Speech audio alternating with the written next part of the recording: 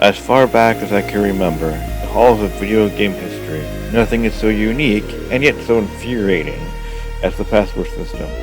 A system created to help players pick up where they left off.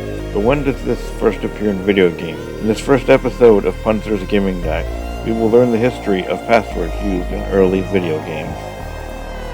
Video games from the beginning had no way for the player to pick up where they left off, requiring the player to start back at the beginning of the game in order to get back to where they left off, until 1983 when Survival Island for the Atari 2600 requiring the Star Pass Supercharger came out.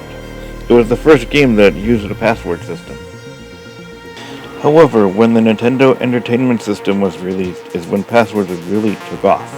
The technology that Nintendo offered consumers was a better way of allowing players to start where they left off with password-backed games. And in May 1987, the very first password-backed game came out, Castlevania. And by June the same year, Nintendo released two more password-backed games, those being Kid Icarus and Metroid. The three main types of passwords were simple, character-based, and grid-based, with long Japanese and split being the tail ends. We're only going to focus on the first three, simple, character, and grid. Simple passwords are just that, simple, usually just a word or phrase representing each level. Examples of games that use these types of passwords are Bubble Bobble and Little Samson. However, character-based passwords are a bit more complex, in that a certain number of characters and spaces are used to create the password, and are often changed each time the game is started. Plus, Nintendo started using a checksum to prevent any form of password cracking. Some examples of games that use these types of passwords are Metroid, which uses 64 characters by 24 spaces, Goonies 2, which uses 48 characters by 14 spaces, The Guardian Legend, which uses 63 characters by 23 spaces.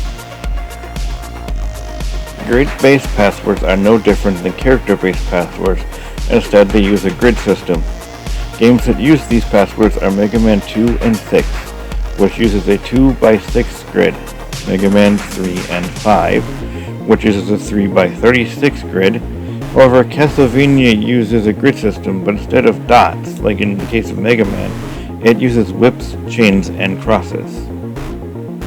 As the years went on and technology got better came the advent of the camera phone, in which kids can now snap a snapshot on their phone to copy the password.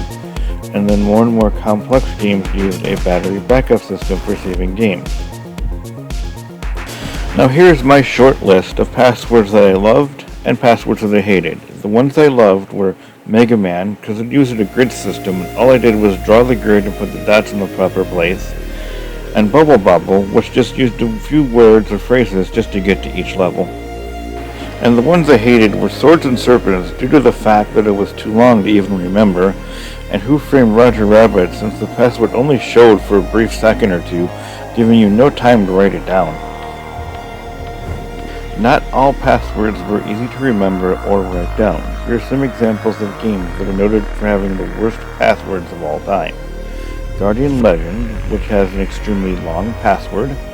Swords and Serpents, which needed 9 lines, yes, you heard me right folks, 9 lines to be entered each time.